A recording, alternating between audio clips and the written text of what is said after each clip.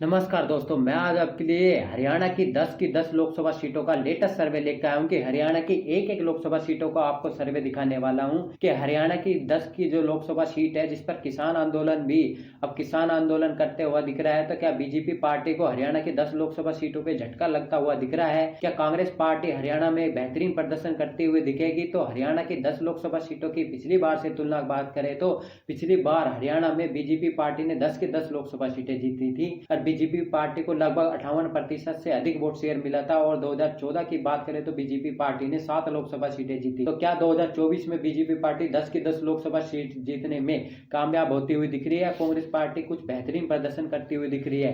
तो हम आपको हरियाणा की 10 की 10 लोकसभा सीटों का लेटेस्ट सर्वे दिखाते हुए दिख रहे हैं कि हरियाणा की 10 लोकसभा सीट पे किस पार्टी को कितनी लोकसभा सीटें मिलती हुई दिख रही है। तो पहली लोकसभा सीट की बात करें तो पहली लोकसभा सीट सोनीपत की है।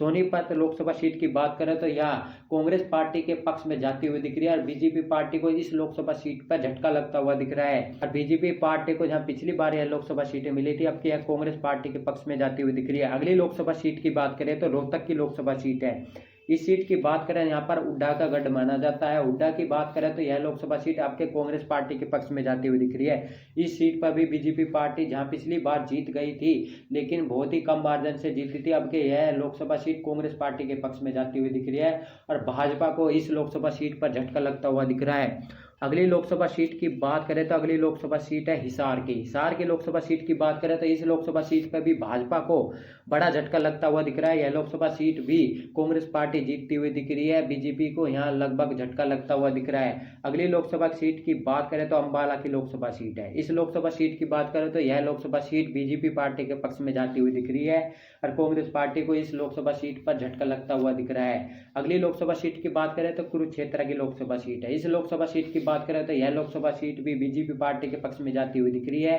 और कांग्रेस पार्टी को यह इस लोकसभा सीट पर झटका लगता हुआ दिख रहा है। अगली लोकसभा सीट की बात करें तो सिरसा की लोकसभा सीट है। इस लोकसभा सीट की बात करें तो कांग्रेस पार्टी के पक्ष में जाती हुई दिख रही है और भाजपा को इस लोकसभा सीट पर झटका लगता हुआ दिख रहा है। अगली लोकसभा सीट की बात करें तो करनाल की लोकसभा सीट है। इस लोकसभा सीट की बात करें तो यह भाजपा के पक्ष में जाती हुई दिख रही है और कांग्रेस पार्टी को इस लोकसभा सीट में झटका लगता हुआ दिख रहा है। अगली लोकसभा सीट की बात करें तो भिवाड़ी महेंद्रगढ़ की लोकसभा सीट है। इस लोकसभा सीट की बात करें तो यह भाजपा के पक्ष में जाती हुई दिख रही है, झटका लगता हुआ दिख रहा है। अगली लोकसभा सीट की बात करें तो गुरुग्राम की लोकसभा सीट है। इस लोकसभा सीट की बात करें तो इस लोकसभा सीट पर भाजपा को बड़ा झटका लगता हुआ दिख रहा है। यह लोकसभा सीट कांग्रेस पार्टी के पक्ष में जाती हुई दिख रही है।